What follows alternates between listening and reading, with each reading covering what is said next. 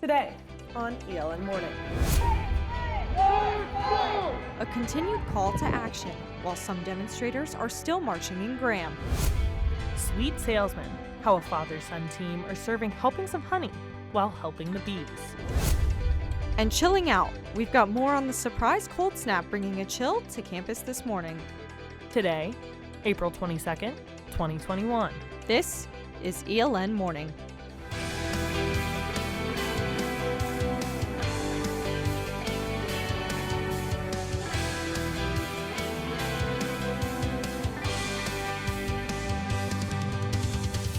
Good morning and welcome to ELN Morning. I'm Ellis Chandler. And I'm Isabella Seman. Thank you so much for joining us on this Earth Day.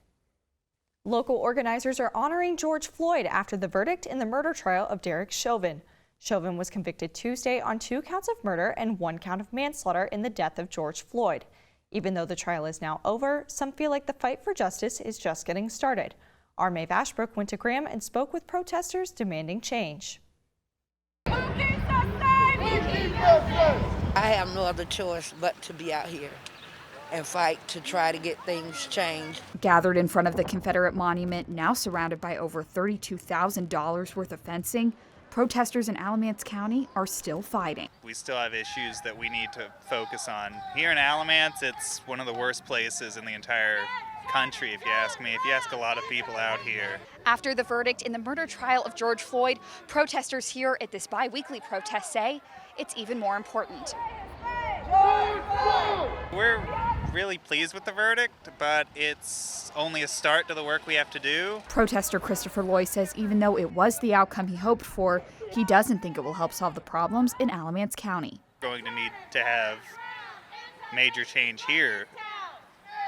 Something happening halfway across the country isn't going to make a whole lot of difference, when we're still in, a dinky little town that, thinks it's still like 1956 or something. The protest Wednesday night followed a Tuesday court settlement stating the county cannot prohibit demonstrations at the monument. The lawsuit was originally filed by the NAACP against the city of Graham, the Alamance County Commissioners, and Alamance County Sheriff Terry Johnson. Alamance County resident Janet Nesbitt says it's the fight against racism and this week the verdict in the trial that keep her coming back to the protests. I think that this is just the beginning. Maeve Ashbrook, ELN Morning. Occupy Graham, the group who organizes these bi-weekly protests, says it's holding a vigil on Saturday at the Monument for Victims of Police Brutality. And following that verdict in Derek Chauvin's trial, many students have expressed relief about the outcome. Take a look. I am happy with the verdict. I think it's time for something like this to happen. I mean, people have been waiting for something like this to happen for a long time. Just the feeling of relief of us getting some justice was very satisfying. I was glad that finally someone was held accountable, but it's just the first step in a long process. I want to see everybody who's been wrongly killed or wrongly convicted to get justice as soon as possible. The work has to go on. There's a lot of emphasis on what people are saying now after the decision, but that's something we all have to reflect on. I don't really have an easy answer for that. People should be held accountable for when they do wrong, and people should not fear leaving their homes and going on the streets. It's that simple, I think. Chauvin is set to receive his sentence in about 8 weeks in the second week of June.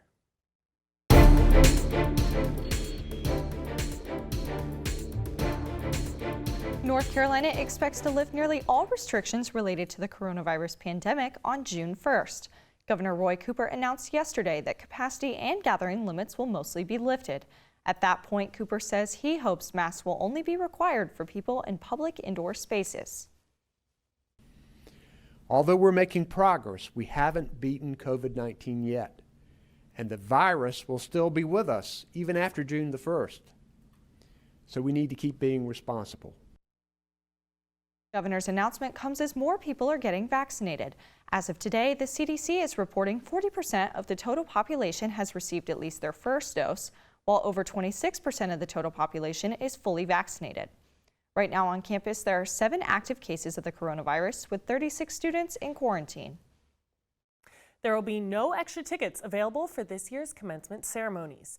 Each student will be allotted 2 tickets for guests. According to the Executive Director of Cultural and Special Programs, Jeffrey Clark, Commencement will be held at the Schar Center, which will be at full capacity within the state's COVID-19 guidelines.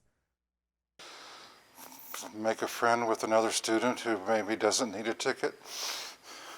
That's the best advice I can give at this point, because we don't have the luxury of seats to be able to add people and make more seats available.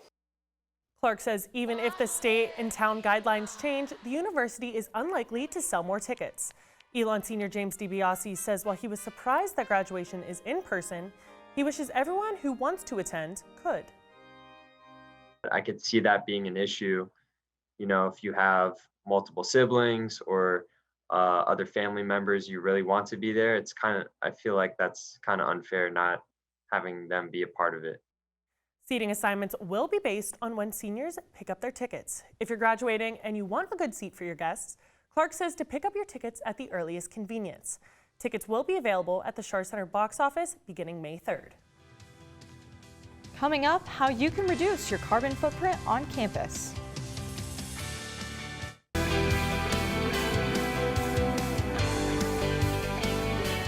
As 420 is now behind us and public support increases, North Carolina House Democrats are working this week to change the state's marijuana laws. Most states have legalized medical marijuana, but North Carolina House Democrats are looking to take it one step further as they introduced legislation to fully legalize weed, allowing anyone over the age of 21 to buy, sell, consume, and even grow the plant. Politically speaking, legalizing medical marijuana is starting to receive more bipartisan, or in this case, joint support. As we wait to see how this takes shape, here is something to keep in mind. Unlike legalization, decriminalization would not allow marijuana dispensaries to open and begin selling pot. Those caught with small amounts would still get in legal trouble, but cases would be more handled like a standard traffic ticket in place of criminal charges. For continuous updates on the legislation, visit our website, elonnewsnetwork.com. Today is Earth Day, and people around the world are celebrating going green. Our Emery Eisner found out what students can do to shrink their carbon footprint and help keep the environment safe. One of the main ways to celebrate Earth Day is to take part in green initiatives that can reduce your personal carbon emissions or carbon footprint. While some ELN students take sustainability seriously, carpool places as opposed to all of us driving our cars there, we all get into one car and go. For others, going green is less of a priority. Assistant Professor of Environmental Studies Kelsey Biddings says the main carbon contributors are transportation, consumer products, and household heating and cooling. Whatever choices we make in terms of the things we buy, the ways we travel, the amount of travel we do, all of the gases that contribute to global warming that result from those actions. Biddings also says large corporations are a driving factor in global warming. Right, so they advertise to us and they sort of market to us that we need more stuff. And so changing the way we think about that, changing that underlying cultural paradigm is really the biggest challenge to reducing our carbon footprints. Students can reduce their personal carbon emissions by carpooling or biking, drinking out of reusable water bottles, and taking notes electronically. Emery Eisner, ELN Morning.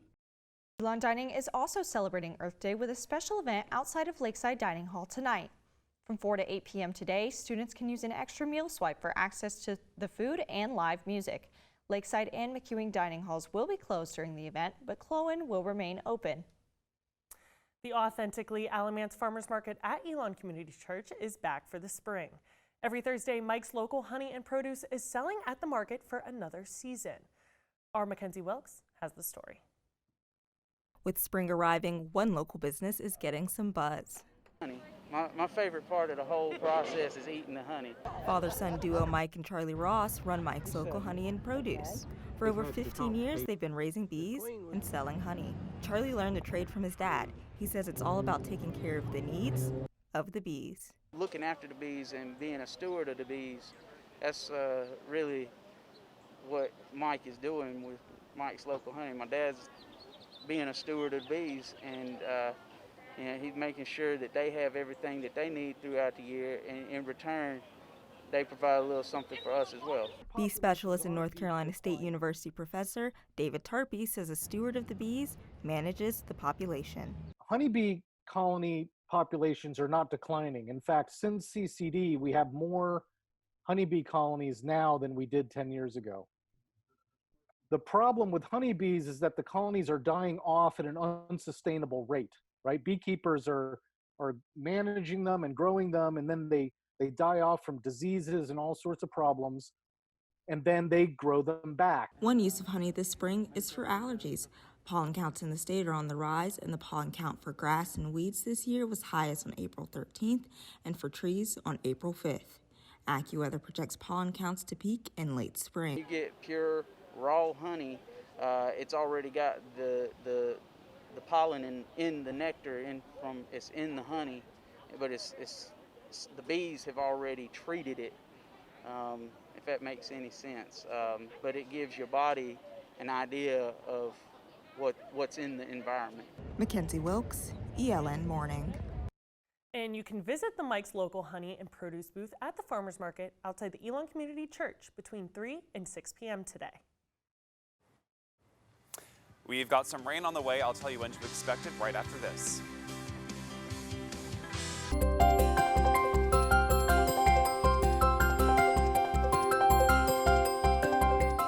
Well, our evening broadcast anchor Brian Ray joins us live under the oaks now with the Phoenix 5-day forecast. Brian, good morning. What can you tell us? Good morning, Bella. Well, the sun is out, the sky is blue, but don't be deceived. It's only about 45 degrees right now, so definitely a chilly start to our day, especially for late April. Here's a look around Elon, though. Things are looking beautiful, definitely showing off here for Earth Day, and today's high is going to reach 60 degrees. Similar thing for tomorrow, high at around 65 with sunny skies. But moving ahead to Saturday, it's going to start raining at around 9 a.m. and carry out throughout the day, so you may want to stay inside, make some indoor plans, maybe do some spring cleaning. Moving on to early next week, though, things are going to warm up. You can see some highs in the mid-70s, even reaching the low 80s on Tuesday. So thankfully, things are going to warm up for us. Maybe just a bump in the road today with this chilly day. But Bella and Ellis, back to you. Brian Ray, thank you so much. And Ellis, I had to wear my winter jacket this morning. I know. I thought we're near the end of April. It's normally shorts and t-shirt weather by now. I'm not 100% sure. But it does look like it's going to warm up, which is a really, really good sign, because I know everyone's looking to get outside, especially with the allergies like we learned in the honey package. They're going to start going down a little bit, and maybe I'll go to the farmer's market today. I've had a season full of sneezing, but I am very much ready to be done with all of this. Absolutely, and it is Earth Day. So definitely get outside and definitely go enjoy that weather. But that's all that we have for you this morning. Thank you so much for joining us. For all the news you need to know when we're not on the air, visit our website, elonnewsnetwork.com. And be sure to follow us on social media at Elon News Network. Have a great Thursday, Elon.